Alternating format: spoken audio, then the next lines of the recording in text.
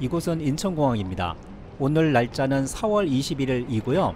일본 시즈오카로 2박 3일 여행을 가고 있습니다. 인천에서 시즈오카까지는 비행기로 2시간 정도 걸립니다. 제가 트래킹 책을 쓰고 있는데요. 6월 초중순에 서점에서 구매하실 수 있습니다. 머리말을 출판사에 넘겨줘야 되는데 비행기 안에서 갑자기 아이디어가 떠올라서 지금 머리말을 쓰고 있습니다. 후지오카 공항에 도착했습니다. 인터넷을 통해서 토요타 렌터카를 사전에 예약을 했고요. 토요타 렌터카를 지금 빌리고 있습니다. 혹시나 핸드폰 로밍 대신에 유심을 구매하려는 분은 렌터카 왼쪽에 있는 인포메이션 센터에서 유심을 구매하면 됩니다. 연비가 좋은 프리우스로 렌터했습니다. 렌터 비용은 2박 3일 동안 25만 3천 원이었고요. 하이브리드 차량이라서 그런지 2박 3일 동안 저희가 주유한 휘발유 비용은 2만 5천 원이었습니다. 렌터카를 이용해서 공항에서 도심으로 이동하고 있습니다. 일본은 운전석이 오른쪽에 있어서 처음 운전하시는 분들은 조금 헷갈릴 수 있습니다. 차량용 내비게이션은 한국어를 지원합니다. 한국어가 조금 서툴기는 한데 목적지를 찾아가기에는 불편함이 없습니다. 지금 운전을 하고 있는 친구는 장도웅입니다. 제 영상에서 서너 번 출연을 했었습니다.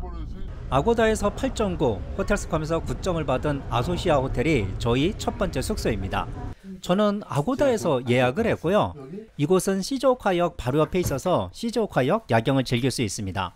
숙소에 짐을 푼 다음에 구글 검색을 통해서 평점이 좋은 한 초밥집을 방문했습니다. 저는 생맥주하고 초밥 모듬 세트를 주문했는데요. 여기 가게 사장님의 연세가 81라고 합니다. 우연찮게 연세를 여쭤보았는데 나이에 깜짝 놀랐습니다. 너무나도 맛있게 초밥을 먹었고요. 시원하면서도 달짝지근한 생맥주도 정말 좋았습니다. 둘째 날 첫 번째로 찾아온 곳은 오무로산입니다. 이곳은 제주의 오름을 생각하시면 됩니다. 오름보다 크기만 좀 더 크다라고 생각하시면 되고요. 리프트를 타고 올라가야만 합니다. 리프트를 타고 올라가다가 뒤돌아보았습니다. 주차장하고 저 멀리에 바다까지 보이고 있습니다. 그런데 오늘 날씨가 별로 좋지 않아서 조금 아쉽네요. 분화구 정상에 도착했고요. 분화구를 한 바퀴 도는 데는 1km 20분 정도 걸린다라고 안내판에 되어 있습니다. 분화구 안쪽을 바라보면서 걷고 있습니다. 분화구가 상당히 깊고 넓이도 넓습니다. 높이는 80에서 90m 정도 되지 않을까 생각이 되고요. 이번에는 분화구 바깥쪽 풍경을 보도록 하겠습니다. 와, 지금 감탄사뿐이 나오지 않는데요. 분화구 바깥쪽은 평평하게 넓은 땅이 끝없이 이어져 있습니다. 아마도 저 땅이 끝나는 끝 지점에는 바다가 보일 것 같은데요. 먹구름이 가득 끼어 있어서 바다는 현재 보이지 않습니다. 분화구 능선 정상에서 제가 올라온 길을 다시 한번 바라보고 있습니다. 깊으면서도 넓은 분화구, 능선에 드넓은 풀밭, 그리고 분화구 바깥쪽으로 펼쳐진 평평한 평원은 보면 볼수록 신비로운 생각마저 듭니다. 둘레길을 다 돈 다음에 분화구 안쪽으로 내려갈 수 있어서 분화구 쪽으로 내려가고 있습니다. 우리나라 제주도 오름에서는 분화구 안쪽으로 내려가는 곳이 없었던 것 같은데요. 그래서 그런지 저에게는 조금은 신선한 경험이었습니다. 분화구 안쪽에 관역이 있는데 안내판을 읽어보니까 화살을 쏠 수 있는 관역입니다. 구글 검색을 통해서 오무라산 근처에 맛집을 선택했습니다. 파스타 맛집이고요. 제가 일본어를 할 줄 모르는데 파파고 번역이 이번에 정말 도움이 많이 되었습니다. 쓰면 쓸수록 정말 대단한 파파고 번역이고요. 눈치코치와 파파고 번역만 있으면은 세계 여행하는데 아무런 지장이 없겠다라는 생각을 이번에 했습니다. 점심을 먹고서 다음 여행지로 이동을 하고 있습니다. 날씨 보이시죠? 날씨가 너무나도 좋습니다. 오무르산에서 이렇게 좋았으면 더 좋았을 텐데 하는 아쉬움이 가득 남습니다. 반대편에서 자전거를 타고 오는 사람들 보이죠? 이곳은 가와구치코 호수이고요. 저도 자전거를 타고서 가와구치코 호수를 한 바퀴 돌려고 하고 있습니다. 후지산 주변에는 5개의 큰 호수가 있는데 그중 가와구치코가 제일 크고 유명합니다. 후지산을 볼 수 있기 때문이고요. 자전거를 통해서 일주를 할 수 있습니다. 자전거를 타고서 2시간 정도 걸리고요. 여유롭게 둘러보려면 3시간 정도가 필요합니다. 자전거를 타고 가다가 후지산이 보이는 곳이 있어서 자전거를 잠시 멈추었습니다. 아마도 이곳이 후지산을 바라보는 사진 포인트 같고요. 저도 사진을 한 장 찍었습니다. 아쉬운 것은 후지산 주위로 구름이 있어서 완벽하게 후지산을 바라보지 못한다라는 점입니다. 오늘 대체적으로 날씨가 저를 도와주지 않네요. 둘째 날 숙소는 가와구치코 호수 근처에 잡았습니다. 아고다에서 이 숙소 옥상에서 후지산을 바라보는 사진이 있었는데요. 그 풍경이 좋아서 이곳을 선택했습니다. 하지만 아쉽게도 구름이 끼어서 후지산을 볼 수 없습니다. 대신에 옥상에 테이블과 커피가 세팅되어 있어서 커피 한 잔 마시면서 후지산 쪽의 풍경을 감상하고 있습니다.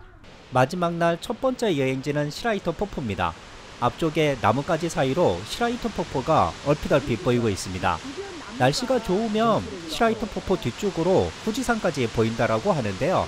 날씨가 잔뜩 흐려 있어서 후지산은 보이지 않습니다. 그리고 이곳 전망대 있는 사진을 보니까 왼쪽에 있는 나무가 단풍나무예요. 가을날에 붉은 단풍 들 때 오면은 환상적인 풍경이 펼쳐지는 곳이라고 합니다. 전망대에서 내려와서 폭포 쪽으로 다가가고 있습니다. 몇 분이 폭포를 감상하고 있는데요. 어떤 모습이 펼쳐질지 저도 사뭇 기대가 큽니다. 와, 지금 폭포 보이시죠? 감탄사뿐이 나오지 않는데요. 높이도 높이지만 양쪽 옆으로 늘어선 모습이 더 보기 좋습니다. 그리고 제가 여행하는 동안에 날씨가 좋지 않다라고 투덜댔는데 오히려 날씨가 좋지 않아서 폭포의 수량이 지금처럼 많지 않나 생각이 됩니다.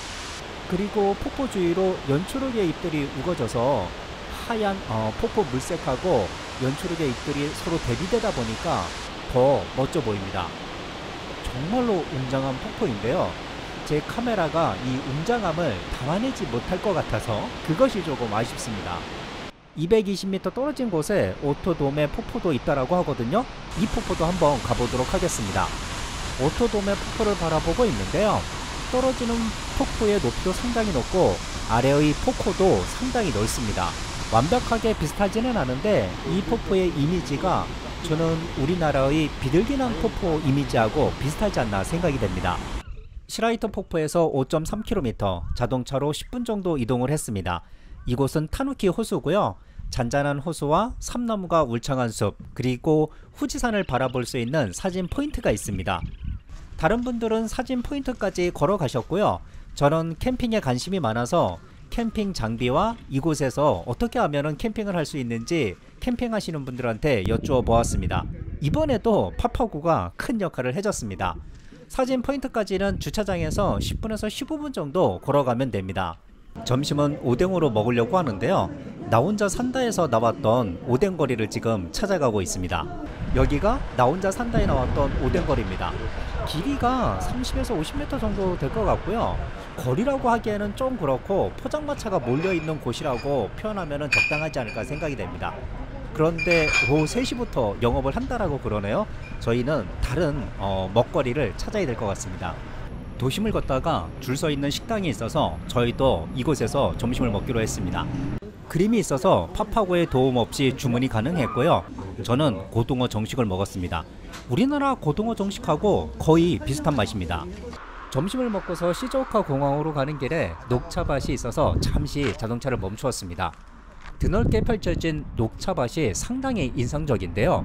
이곳이 일본 최대 녹차 생산지라고 합니다. 시즈오카 공항에 도착했습니다. 저는 5시 55분 비행기를 타고 한국으로 돌아갈 예정입니다.